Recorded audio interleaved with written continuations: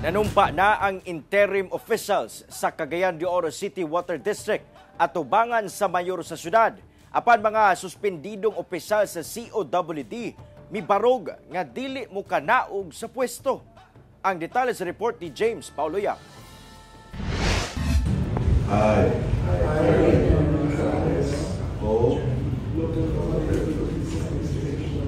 Hingpit na nga nanumpa sa ilang katungdanan at tubangan sa mayor sa Cagayan de Oro City ang interim officials nga gitudlo sa Local Water Utilities Administration Ulua nga mao'y magdumala sa COWD.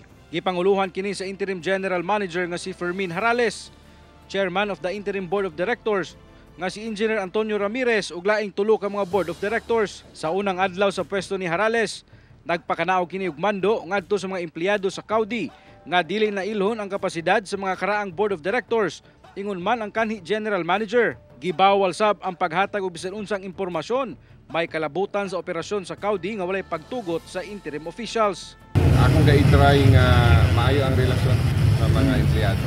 I've spoken to the management committee yesterday that the policy is returned to normalcy. Gani nagbahad ang luwa ngadto sa suspended board of directors ug general manager sa COWD nga pasakan og kasong usurpation of authority kung magmagahi kini sa pagkanaog sa ilang pwesto. Apan sumala sa mga suspendidong opisyales, ang Office of the Government Corporate Council kon OGCC lang ang makadetermine ni ana.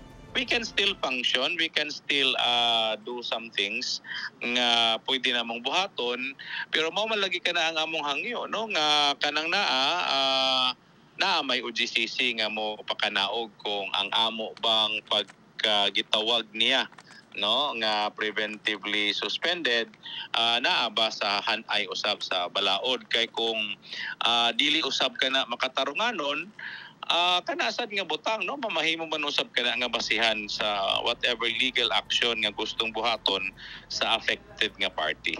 Sa karon magpabilin kuno sa ilang tahas ang mga suspendido nga mga opisyal sa COWD hangtod magpagula og legal opinion ang OGCC. Samtang nakasentro kuno ang interim official sa COWD sa pagsulbad sa problema sa non-revenue water kun NRW sa Water District. Kauban si Makoy Sempron sa kamera.